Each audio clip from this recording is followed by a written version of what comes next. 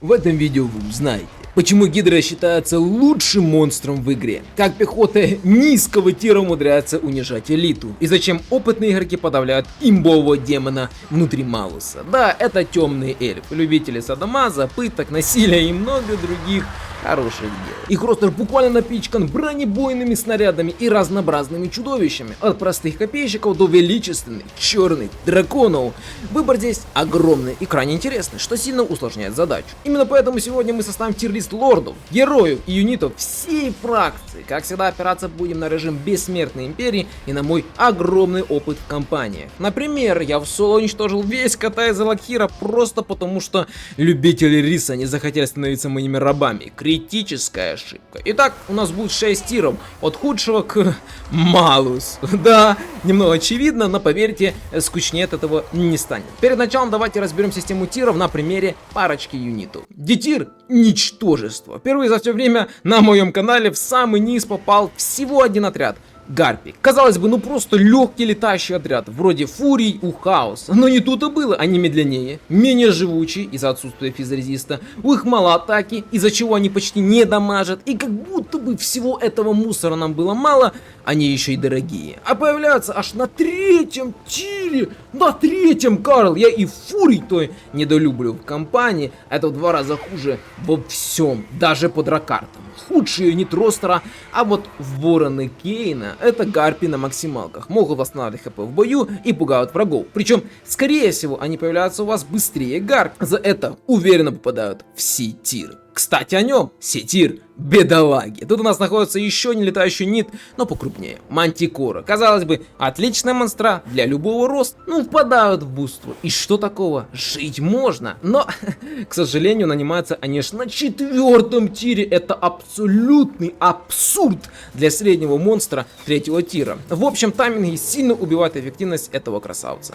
Битир — подстилки Сланеш. Здесь у нас интересные отряды, но с легким подвохом. Например, колдуны рокового огня. Уникальная кавалерия, которая очень быстро бегает и колдует. Казалось бы, а в чем минус? Ну, во-первых, нет бронебойки, что уже так себе. Во-вторых, нет брони, что делает их супер уязвимой целью для стрелков. Да, есть яд и 40% из резиста, что отлично спасает от ваншотов. Но, буду честен, живучим их не назовешь. Хотели сделать стеклянную пушку мага, а сделали, ну, фиг знает что. Причем жнецы Сланеш фактически такие же, только колдуют немного другие способности, что никакой имбовости не дает. Юнит максимально на любителя. Эйтир — подстилки Кейна. Ну, наконец-то мы дошли до главной силы Друки. И это, конечно же, легендарные лорды. Первый в списке — Хелеброн. Фактически просто боевой лорд на Мантикоре, с интересными бафами элитной пехоты и забавной способностью на массовое буйство. На самом деле, бабуля сможет вас удивить как боец, как минимум из-за регенерации, но, к сожалению, прямо имбовых механик у нее нет. Разве что отправка ковчега на Лутуан неплохая, но польза от этого бывает крайне редко. Эйтир. Эстир — гений пыток. Главная соперница Хелеброн — Марати. Тут ситуация иная. Летает она на Пегасе, колдует мощную магию теней и как боец может за себя постоять, что редкость для магов. Плюс у нее отличные бафы в бою и в кампании, а также призыв демонеток. Но главная сила — это ее ассасины. Хоть у них и нет транспорта, но они крайне опасны в бою, наносят тонны урона в дальнем и в ближнем бою, представляют угрозу для вражеских лордов. Что еще важнее, они дают дополнительное золото за бои и пассивный приток рабов, что просто мега имба для экономики фракции. А экономика у Друки и так одна из лучших в игре. Плюс повышают преданность у лордов, чтобы не предавали. Герой максимально востребованный. За эту уверенно ставим Марати и ее свиту ассасинов в S-тир. Продолжает наш список имп Ракарт. Мало того, что этот красавец со шрамом летает на драконе, так он еще и обладает конскими бафами для монстров, а монстры у фракции что надо. Плюс он может бесплатно призывать элитных драконов каждый 20 ходов, что делает его большой угрозой на карте. Укротитель драконов легко попадает в S-тир. Малекит, он же Архаон в мире темных эльфов. Дракон на месте, магия есть, в бою даст просраться многим, на карте имеет мощные бафы, стартует в столице Друки, из-за чего экономика у него конская, даже по меркам эльфов. Сплошной шоколад, хоть лорд слегка скучноват и не имеет сломанных механик, но для знакомства с фракцией самое то. S-тир. SS-тир. Малус. Ну, тут, думаю, пояснять не нужно. Просто взгляните на экран. Что вы видите? Я вот вижу элитную армию, которая сможет рвать врагов хоть на 50-м ходу, хоть на 100-м.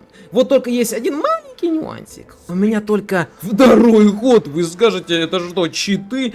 Нет, дорогие мои, это уже дважды понерфленный Малус темный клинок, который раньше был вообще непобедим, а сейчас находится в банах на любых мультиплеерных стычках. Помимо его знаменитой демонической формы, которая не слабеет с годами, он еще и на карте может себе буквально с первого года призвать армию элиты. Причем за сущие копейки. Именно для этого форму демона и подавляют. Очевидно, нерфили этого парня не просто так. И вообще, темные эльфы одна из крутейших фракций как раз таки из-за него. Говорить про Малуса можно, ну, очень долго. Я даже отдельный ролик с ним сделал. Можете глянуть на досуге. В общем, самый очевидный СС-тир, который я видел. Но многие могли заметить, что не хватает еще одного лорда, и вы не ошиблись. Локхир. Казалось бы, ну просто какой-то эльфийский пират. Да, у него есть дракон, но баффет он только корсаров. Они же пираты Черного Ковчега. У нас есть версия против пехоты и версия с дальним боем.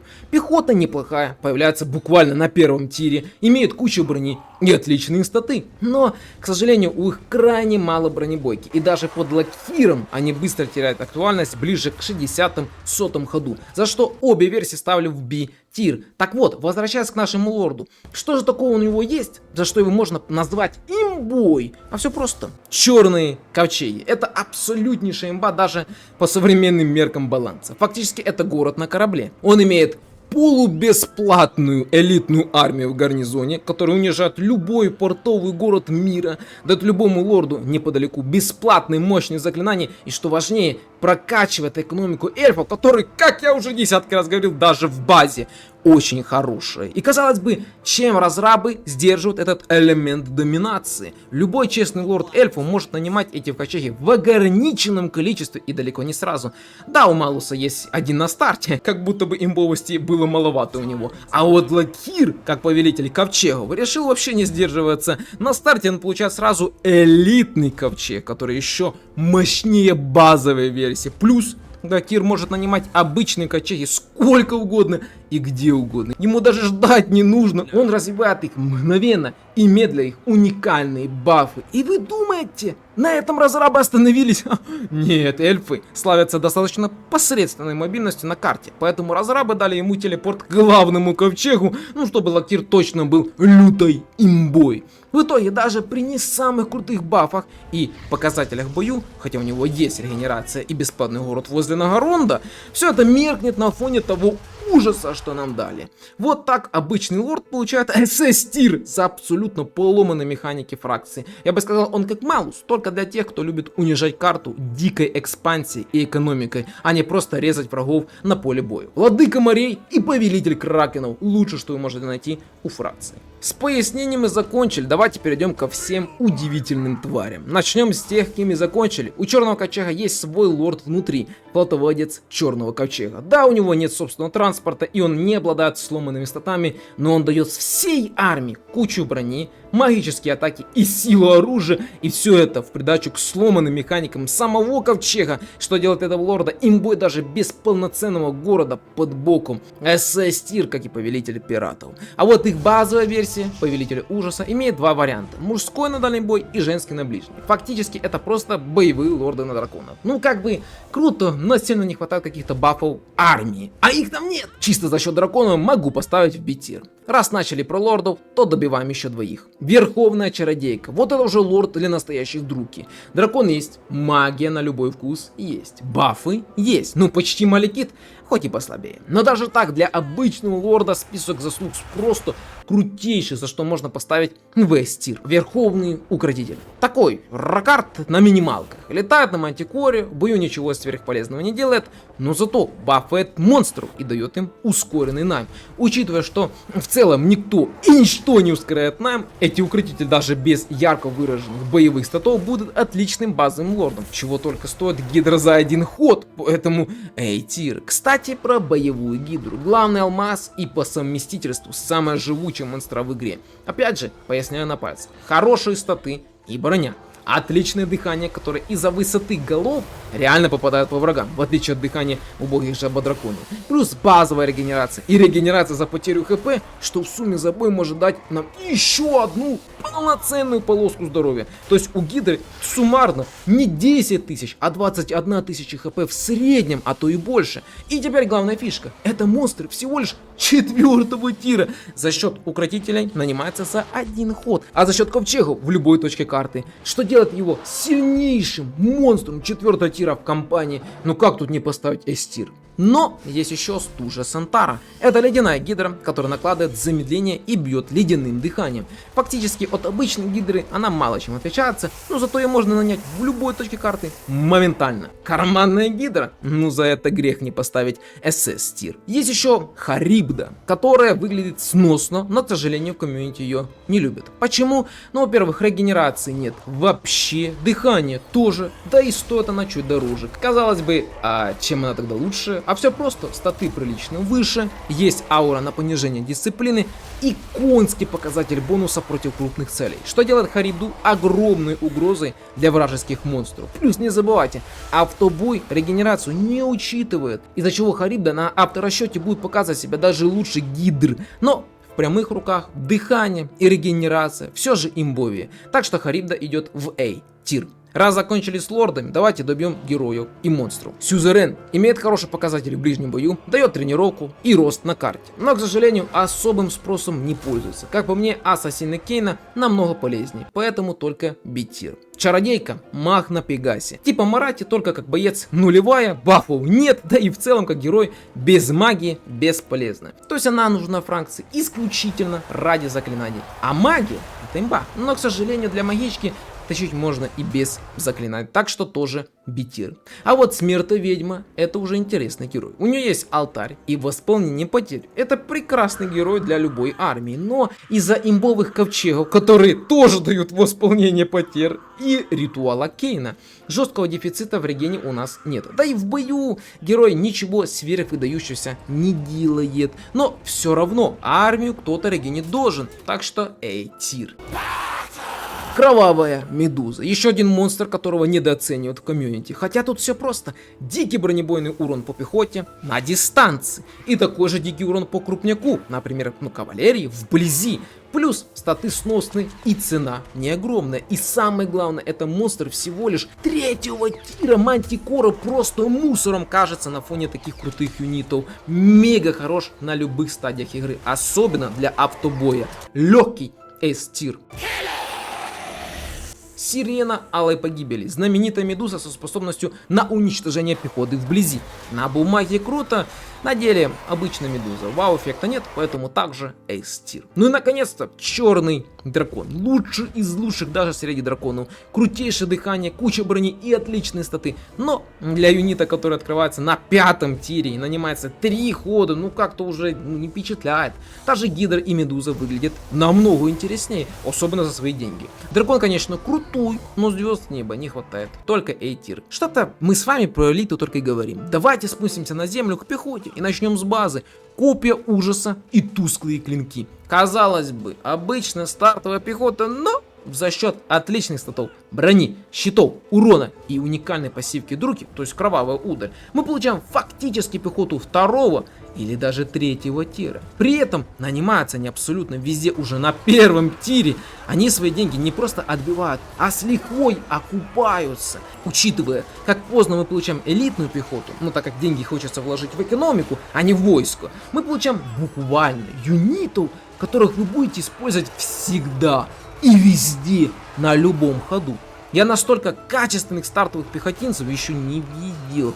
Копья ужаса за счет бонуса против крупных целей легко идут в S-тир, а тусклые клинки за конскую защиту в A-тир. Как говорится, надо биться с крупняком, берем копья, надо против пехоты, клинки, а все остальные вам не нужны. И это база. Причем у копейщиков есть знаменитая версия, которая имеет яд и защиту от натиска, что делает и без того имбовый отряд еще сильнее. Такая же годнота SS-тир. Темные панцири, еще одна имбулька старта. Фактически это арбалетчики, которые аннигилируют все и вся. Как и всегда, за счет лютого бронебойного урона и дальности они могут испарить пару отрядов еще на подходе.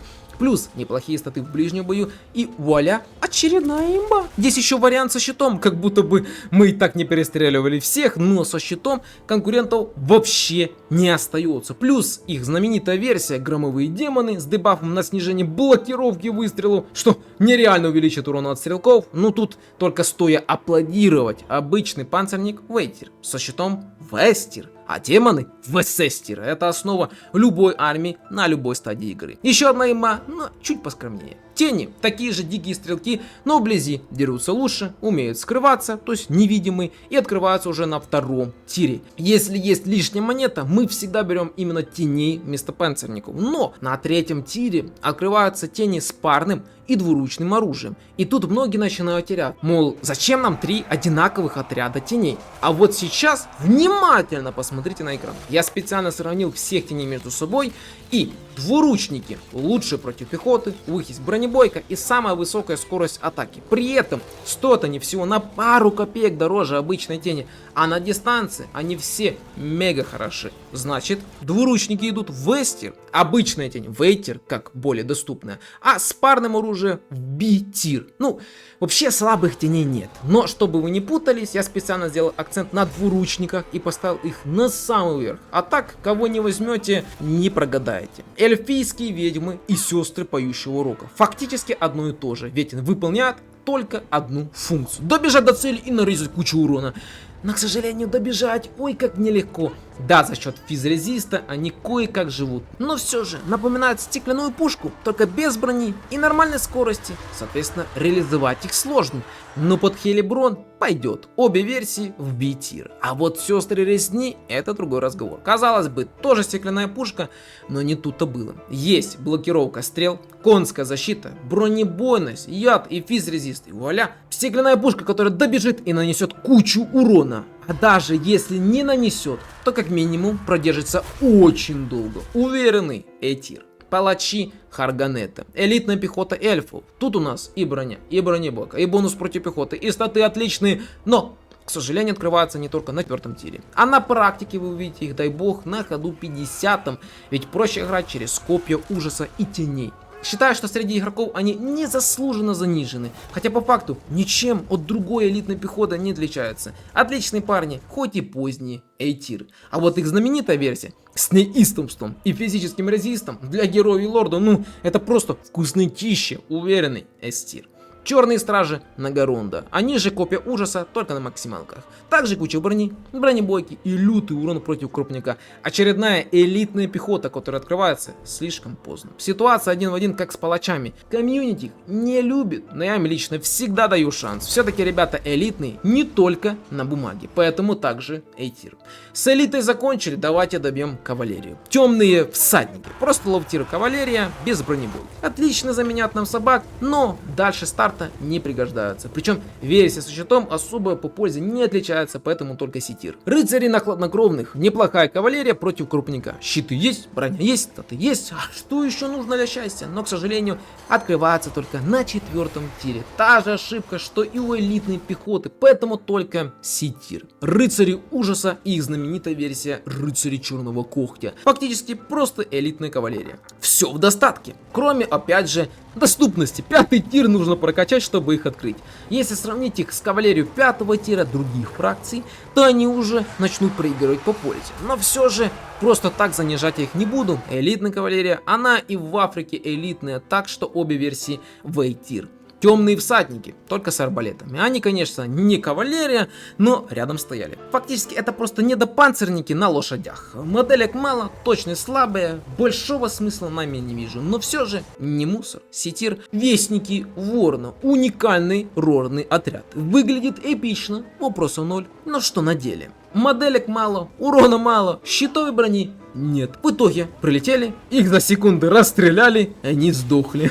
Напоминает обычных темных всадников, только летунов. Короче, такое себе ситир. Ну и под конец боевые машины. Колесница бичевателей. На бумаге тележка, которая давит пехоту, а на деле мощные стрелки по крупным целям. Тени панцирники на голову выше, но нанять одну или две не стыдно. Армия не пострадает. Би-тир. Разорители Ракарда. Те же тележки, но с ядом и с аурой ослабления. За счет такого количества дебафов могут нехило покалечить любого врага. Эйтир. Колесница на хладнокровных. Стреляют хуже бичевателей в ближнем бою. Нормальные, но как для 5-го тира на 60-70 ходу это просто ни о чем. Позор, товарищи. Сетир, болтометы, жнец. Очень интересная арта с двумя режимами. Против пехоты и против крупника. Оба идеально выполняют свою функцию. Открываются на втором тире за небольшую сумму. Я таких беру по 2 штуки в каждую армию и вам рекомендую. С-тир. Кровавое святилище. То ли колесница, то ли святилище, то ли стрелок. Фактически все вместе. Стреляет не хуже медузы, жестко бафает и дебафает всех вокруг, а в ближний бой, ехать биться никто не заставляет. Как для 5-го тира пойдет A-тир. Тирлист на экране. Наконец-то мы разобрались с темными эльфами, и теперь я могу сказать с уверенностью: эти ребята даже по сей день мега крутые и сильные по всем возможным параметрам. За что други получают от меня жирнючий лайк. Да вам боги сил. Удачи!